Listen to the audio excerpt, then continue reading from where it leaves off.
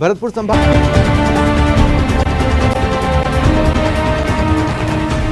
नमस्कार, 20 मिनट 20 खबर में आपका स्वागत है। आपके साथ मैं हूं स्वप्निल। अगले 20 मिनट में आपको 20 अहम खबरों से रूबरू कराएंगे। तो शुरू करते हैं 20 मिनट में 20 खबरों का सिलसिला।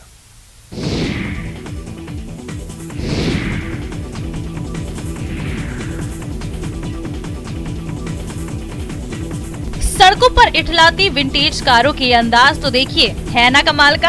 आन बान और शान की प्रतीक जब ये गाड़ियां कोलकाता की सड़कों पर निकली तो देखने वाले इन्हें एक टक निहारते रह गए। इस विंटेज कार रैली का आयोजन automobile association of eastern India यानी AAEI ने किया था। इस रैली में सैकड़ों विंटेज कारों ने हिस्सा लिया। कई कारें तो 109 साल की हो चुकी हैं, लेकिन दमखम आज भी बरकरार है। यकीन नहीं तो खुद सुन लीजिए।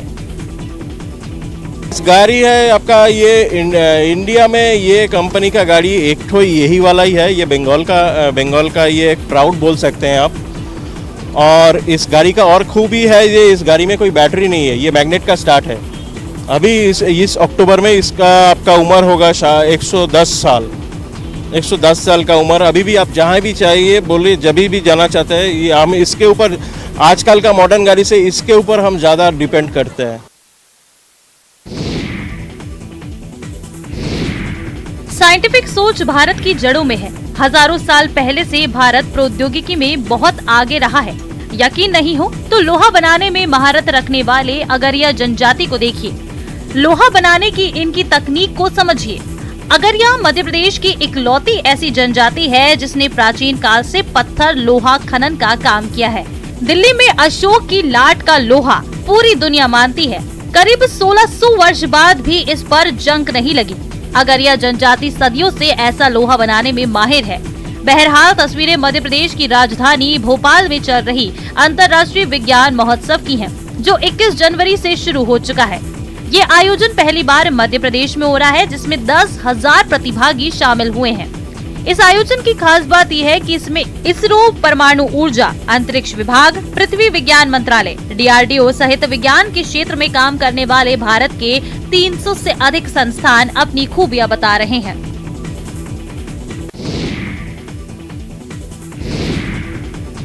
हर वर्ष की तरह इस बार भी गणतंत्र दिवस परेड में कर्तव्य पथ पर भारत की आन बान और शान की झलक देखने को मिलेगी। तस्वीरें फुल ड्रेस रिहर्सल की हैं। रिहर्सल के चलते कई सड़क मार्ग प्रभावित हुए हैं, कुछ सड़क मार्ग बंद किए गए हैं। दिल्ली ट्रैफिक पुलिस ने लोगों को नई दिल्ली, मध्य दिल्ली और दक्षिण दिल्ली के इलाकों में न आने की सलाह दी है। सुबह 10:30 बजे से full dress rehearsal Vijay Chowk से शुरू हुई है। आपको बताते चले कि हर साल 26 जनवरी को गणतंत्र दिवस मनाया जाता है। 26 जनवरी 1950 को हमारा संविधान लागू हुआ था, जिससे भारत एक लोकतांत्रिक गणराज्य बना। हर वर्ष गणतंत्र दिवस के मौके पर किसी दूसरे देश के राष्ट्रीय अध्यक्ष को गणतंत्र दिवस पर मुख्य अतिथि के तौर पर बुलाया जाता है। इस बार मिस्र के राष्ट्रपति अब्देल फताह अल सीसी गणतंत्र दिवस पर मुख्य अतिथि के रूप में शामिल होंगे।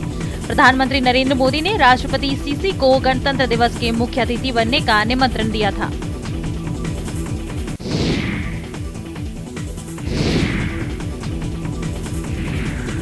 INS वागीर को भारतीय नौसेना में शामिल कर लिया गया है। प्रोजेक्ट 75 के तहत कलवारी क्लास की ये 5वीं सबमरीन है, जिसे भारतीय नौसेना में शामिल किया गया है। मुंबई के नेवल डॉकयार्ड पर नौसेना प्रमुख एडमिरल R हरि कुमार की मौजूदगी में INS वागीर को नौसेना में कमीशन किया गया। नौसेना ने कहा कि INS वागीर दुनिया के बेहतरीन सेंसर और टारपीडो और सतह से सतह पर मार करने वाली मिसाइलों से लैस है। इस पनडुब्बी में विशेष अभियानों के लिए समुद्री कमांडो को लॉन्च करने की भी क्षमता है। हिंद महासागर में चीन की बढ़ती उपस्थिति के बीच INS वागीर को भारतीय नौसेना में शामिल किया गया है। आपको बताते चले कि INS वागीर पूरी तरह से भारत में बनी है। इसे फ्रांस की कंपनी नेवल ग्रुप के साथ मिलकर मुंबई के मझगांव डाक शिप बिल्डर्स लिमिटेड ने बनाया है।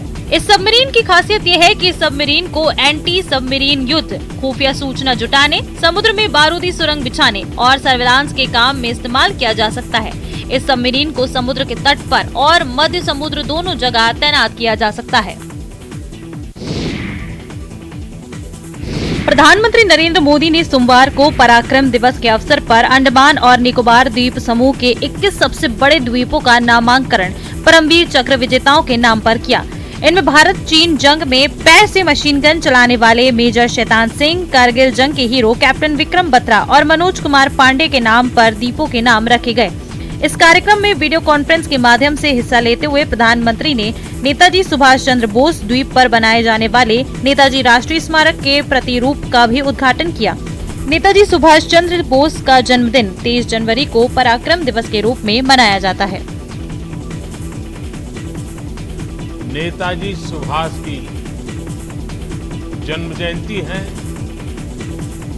देश पराक्रम दिवस के रूप में इस प्रेरणा दिवस को मनाता है। जिस दौर में लकड़ी तराशकर मूर्ति बनाने की कला दम तोड़ रही हो, उस दौर में ऐसी नायाब कलाकारी हैरान करती है। तस्वीरें मुंबई से सटे ठाणे की हैं। विरार के अरनाला गांव में रहने वाले राकेश पाटिल ने कलाकारी से सबको हैरान कर रखा है। दरअसल राकेश ने लकड़ी को तराशकर भारतीय नौसेना में मौजूद INS विक्रांत जैसी पनडुब्बी समेत दूसरे कई खूबसूरत जहाज बनाए हैं। उनकी प्रदर्शनी अरनाला समुद्र के किनारे पर लगाई गई है। राकेश की प्रदर्शनी को देखने के लिए बड़ी संख्या में स्कूली छात्र और बीच पर घूमने के लिए आने वाले पर्यटकों की भारी भीड़ लगी हुई है।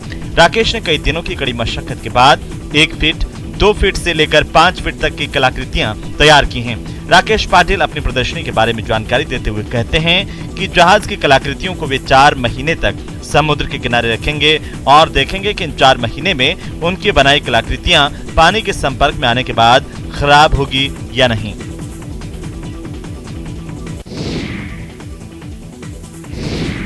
बिहार के वाल्मीकि नगर के गांव में जंगल से भटककर एक गैंडा आ गया, जिसे वापस जंगल में भेजने के लिए वन विभाग की टीम लगातार कोशिश कर रही है। मदनपुर वन क्षेत्र में औसानी पंचायत के सवैया गांव में गन्ने के खेत में गैंडे ने डेरा जमा रखा है। कहा जा रहा है कि ये गैंडा नेपाल के चितवन से भटककर वाल्मीकि टाइगर रिजर्व पहुंचा है और अब गांव में घूम रहा है। गैंडे को देखकर किसानों ने जब शोर मचाया तो वो भाग खड़ा हुआ। गैंडे के पगमार्क के आधार पर VTR की 2 दर्जन से अधिक सदस्यों की टीम इसे जंगल में लौटाने लगी है। टाइगर रिजर्व से निकलकर गैंडे के रिहायशी इलाके में आने से लोगों में दहशत का माहौल है। आपको बता दें कि 7 दिनों से रिहायशी क्षेत्र में गैंडे की चहलकदमी बढ़ी है, जिसे लेकर लोगों को सावधान भी किया जा रहा है।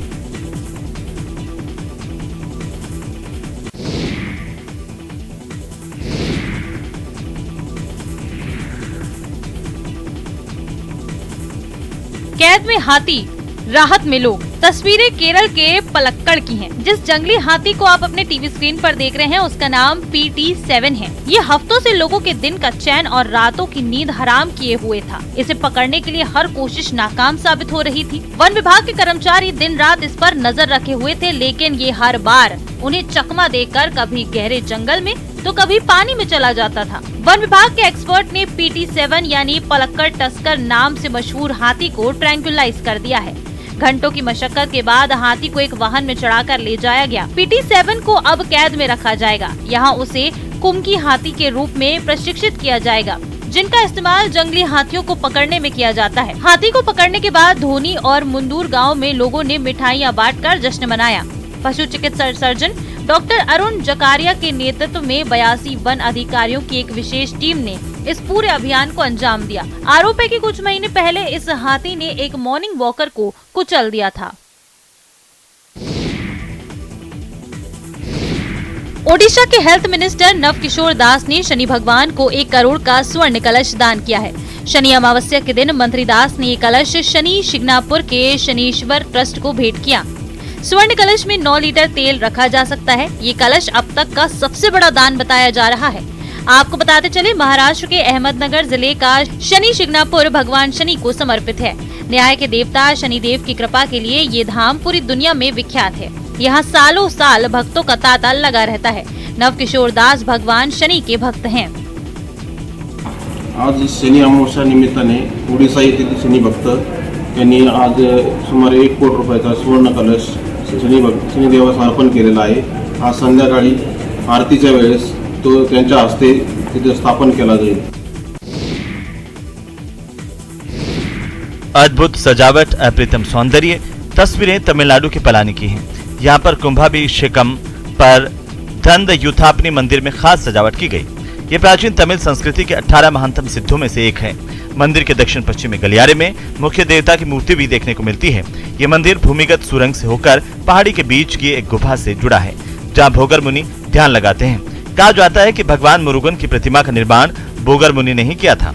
शताब्दियों तक पूजे जाने के बाद देवता की उपेक्षा की गई और मंदिर पूरी तरह से जंगलों से घिर चुका था। 4वीं और 5वीं शताब्दी के बीच ये स्थान चेरा साम्राज्य के राजा पेरुमल के नियंत्रण में था। माना जाता है कि एक रात सुब्रमण्यम स्वामी उनके सपने में आए। उन्होंने राजा को प्रतिमा के पुनर्निर्माण का आदेश दिया था। आदेश पाते ही राजा मूर्ति की तलाश में लग गए और ढूंढने के बाद उन्होंने मंदिर का पुनर्निर्माण करवाया। मंदिर में पुनः पूजा करवाई। दैनिक गतिविधियों के अलावा भगवान सुब्रमण्यम के विशेष दिनों को भी बड़ी धूमधाम से मनाया जाता है। दक्षिण भारत से तकरीबन हजारों भक्त हर साल इस मंदिर में देवता के दर्शन करने के लिए पहुंचते हैं। दौसा के प्राचीन रघुनाथ मंदिर से हजारों श्रद्धालुओं के जयकारों के बीच रथ यात्रा रवाना हुई। चांदी के रथ में सवार होकर रघुनाथ महाराज शहर के प्रमुख मार्गों से होते हुए विहार पर निकले तो रास्ते में श्रद्धालुओं ने फूल बरसाकर उनका स्वागत किया।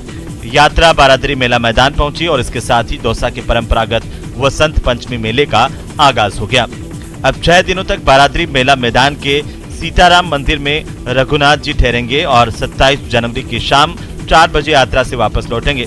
28 जनवरी को सुबह 7 बजे इसी चांदी के रथ में सूर्य नारायण भगवान को बारादरी मंदिर ले जाकर शाम को वापस लाया जाएगा। गौरतलब है कि हजारों साल पुराने भगवान राम के वंशजों की ओर से स्थापित रघुनाथ जी मंदिर से परंपरागत रूप से चांदी के रथ में यात्रा निकाली जाती है। बीते कई सालों से इस परंपरा को मात्र औपचारिक तौर पर ही निभाया जा रहा था। जन भागीदारी भी कम रह गई थी। इस बार श्रद्धालुओं ने यात्रा को भव्य बनाया और ऊंट घोड़े, 2 बैंड बाजे, शाही छतरी, शानदार लाइटिंग के साथ आधा दर्जन रथों में यह यात्रा निकाली गई।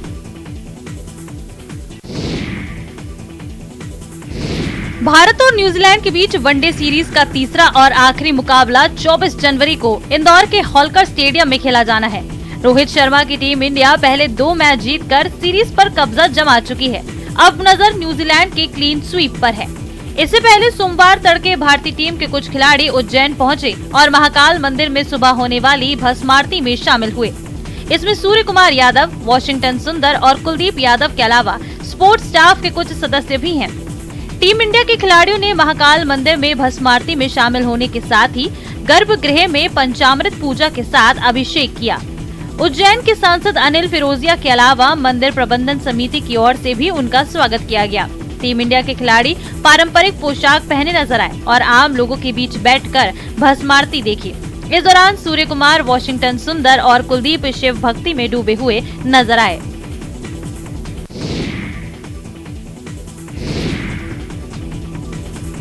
बिहार के मुंगेर का नाम आते ही आपके जहन में अवैध बंदूक की फैक्ट्री की बात कौंध जाती होगी, जबकि बिहार के मुंगेर का एक दूसरा पहलू आध्यात्मिक भी है। यहाँ पर एक ऐसा कुंड है जहाँ मात्र स्नान करने से ही आपके कई रोग छू मंतर हो जाएंगे। जी हाँ, जिला मुख्यालय से 20 किलोमीटर दूर खड़गपुर प्रखंड में स्थित ऋषि कुंड गर्म जल के लिए प्रसिद्ध है। पहाड़ की तराई से निकलने वाले गर्म जल में न सिर्फ लोग स्नान करते हैं बल्कि खुद को स्वस्थ रखने के लिए गर्म जल का सेवन भी करते हैं। गर्म जल में स्नान करने और उसके सेवन से पेट रोग, चर्म रोग जैसे रोगों से लोगों को मुक्ति मिलती है। बता दें कि भूगर्भ में गंधक की मात्रा अधिक होने के कारण 24 घंटे गर्म जल की धारा प्रवाहित होती है। जहाँ से जल प्रवाहित हो रहा है उसके पास ही एक तालाब है जिसे ऋषि कुंड कहा जाता है। दंत कथाओं के अनुसार ऋषि विभांडक का यहाँ आश्रम था। ऋषि यहाँ शिक्षा दान भी किया करते थे। ऋषि विभांडक के आश्रम के कारण ही ये जगह ऋषि कुंड के नाम से जानी जाती है। हजारों की संख्या में लोग इस कुंड में डुबकी लगाने पहुँचते हैं। हालांकि सरकार और प्रशासन की अनदेखी के कारण इस जगह को दूसरे पर्यटन स्थलों की तरह महत्व नहीं मिल सका है।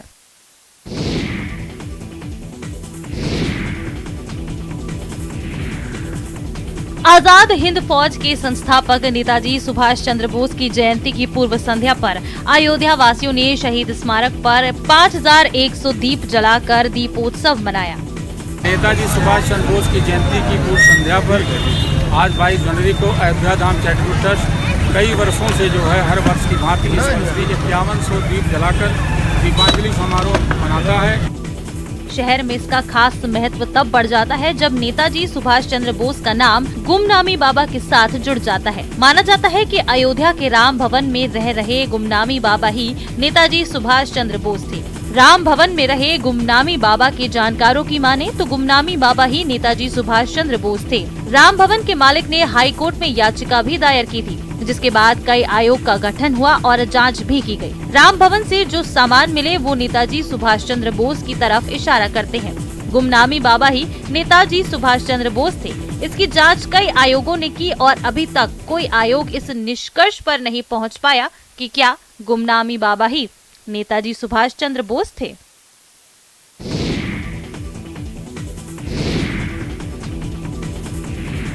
जम्मू कश्मीर में विकास की रफ्तार तेज हो गई है। निवेश के नए द्वार खुल रहे हैं और युवाओं को बेहतर भविष्य का अवसर मिल रहा है। जम्मू कश्मीर सरकार युवाओं को रोजगार देने के लिए रोज नई नई योजनाएं ला रही है। एक बार फिर शनिवार को जम्मू और कश्मीर सरकार ने कुपवाड़ा के सीमावर्ती जिले में बेरोजगार कश्मीरी युवाओं के लिए एक मेगा जॉब फेयर का आयोजन किया। रोजगार प्राप्त करने के लिए भारी संख्या में कश्मीरी युवा पहुंचे। खास बात ये कि कड़ाके की ठंड के बावजूद युवाओं की बड़ी संख्या पहुंची थी। इस जॉब फेयर में कई युवाओं को नौकरी के लिए चयनित भी किया गया। इस मेगा जॉब फेयर में 700 से अधिक कश्मीरी युवाओं ने भाग लिया। बहुत अच्छा फील कर रहे हैं। वो देख रहे हैं कि दिन ब दिन जो है जम्मू एंड कश्मीर बहुत तरक्की कर रहा है और ये जो है कोई बंदा ऐसा भी होता है, जैसे मेरे बहुत दोस्त हैं जो प्राइवेट सेक्टर में जाना चाहते हैं और उनके लिए भी एक गोल्डन अपॉर्चुनिटी है, वो जा सकते हैं। यहाँ पे बहुत से प्राइवेट कंपनीज भी आए हैं, कुछ स्कूल्स भी आए हैं इधर।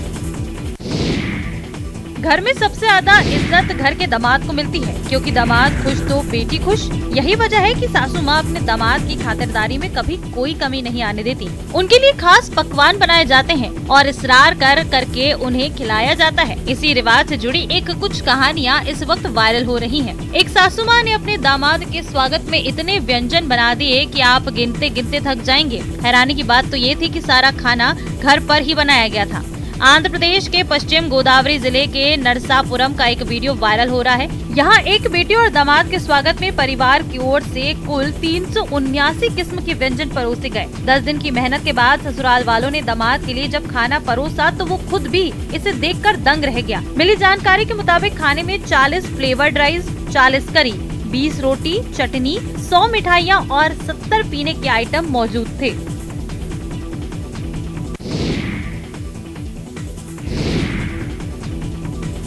साइकिल की तरह चलती है चक्की, बिन बिजली पिस जाता है आटा। है ना कमाल का इनोवेशन। एक बार फिर से देखिए, इस चक्की में आप खुद आटा पीसते हैं, साथ में साइकिल चलाकर व्यायाम भी कर लेते हैं। वॉशिंग मशीन और बैक गियर वाली बाइक देखकर भी आप हैरान रह जाएंगे। मेरठ में इनोवेटर कमाल के आविष्कार कर रहे हैं। ऐसे ही एक इनोवेटर ने ऐसी कमाल की आटा चक्की तैयार की है जिसे देखकर आप वाह वाह कह उठेंगे। इस प्रयोगधर्मी ने ऐसी चक्की तैयार की है कि आटा भी मिनटों में पिस जाता है और व्यायाम भी हो जाता है। मतलब आप साइकिल चलाते चले जाएंगे और गेहूं पिसता जाएगा। यही नहीं, इस शोधकर्ता ने वॉशिंग मशीन भी ऐसी तैयार की है जिसमें व्यायाम भी हो जाता है और कपड़े भी धुल जाते हैं। जितनी तेजी से आप साइकिल चलाएंगे उतनी तेजी से कपड़े भी धुलेंगे। सोलर संचालित वॉशिंग मशीन भी इस इनोवेटर ने तैयार की है। साइकिल लाया है जो उसमें शारीरिक श्रम 1/4 कम कर देगा और बोझा ढोने की ताकत ज़्यादा मिल गई, जो ऐसे लोगों के लिए बनाया गया है जो साइकिल से कारोबार करते हैं। सोने की तस्करी का ऐसा तरीका शायद ही देखा होगा, लेकिन कस्टम विभाग के आगे इसकी एक नहीं चली। तस्वीरें केरल के कोच्चि एयरपोर्ट की हैं, जहां कस्टम विभाग की एआर इंटेलिजेंस यूनिट ने करीब 2 किलो सोना जब्त किया है। ये सोना एक यात्री से जब्त किया गया है जो अपने पैरों में बांधकर इसकी तस्करी कर रहा था। आरोपी की पहचान अब्दुल के रूप में हुई है, जो केरल के मालापुरम का रहने वाला है। जब्त किए गए सोने की कीमत करीब 85 लाख रुपए है। गौरतलब है कि आरोपी यात्री अपने पैरों में इन पैकेटों को टेप से बांधकर ले जा रहा था, लेकिन जांच में वो पकड़ा गया। बता दें कि सोने की तस्करी पकड़े जाने का ये पहला मामला नहीं है। इसके पहले साल 2020 में भी केरल के कालीकट एयरपोर्ट पर कस्टम विभाग ने करीब 6 किलो सोना जब्त किया था। वो सोना भी कंपाउंड फॉर्म में ले जाया जा रहा था और इस सोने की अनुमानित कीमत करीब 2.5 करोड़ रुपए आकी गई थी। वारदात के बाद मौके पर पहुंचने वाली पटना पुलिस गफलत में ड्यूटी बजाती है। यकीन नहीं तो इन तस्वीरों को देखिए। कंकड़बाग थाना क्षेत्र में लूट की तफ्तीश के लिए पहुंचे पुलिस वालों की भाव भंगिमाएं देखिए। लग रहा है कि इन महोदय को मामले की गंभीरता का जरा भी अंदाजा है। बताने की जरूरत नहीं है कि इसी लापरवाही से अपराधी बेखौफ होकर वारदात को अंजाम दे रहे हैं। अब उस वारदात को जानिए जिसकी तफ्तीश के लिए पुलिस वाले हल्के फुल्के अंदाज में मौका एवं वारदात पर पहुंचे हैं। तस्वीरों में आप पहले 2 और फिर 3 अपराधियों को बारी बारी से एक दुकान में घुसते देख सकते हैं। दुकान में दाखिल होते ही 5 में से 2 अपराधियों ने पिस्टल निकाल लिया है, जबकि 3 ने चाकू। लुटेरों ने एक कर्मचारी को पिस्टल के बट से घायल कर दिया और दुकान संचालक के भाई से सोने की चेन छीन ली। लेकिन दुकान में मौजूद दूसरे कर्मचारियों ने बहादुरी दिखाते हुए बालकनी से हो हल्ला मचाना शुरू कर दिया। हो हल्ला सुनकर आसपास के लोग और दुकानदार जुट गए और 5 में से 1 को दबोचकर उसकी धुनाई कर दी, जबकि 4 भागने में सफल हो गए।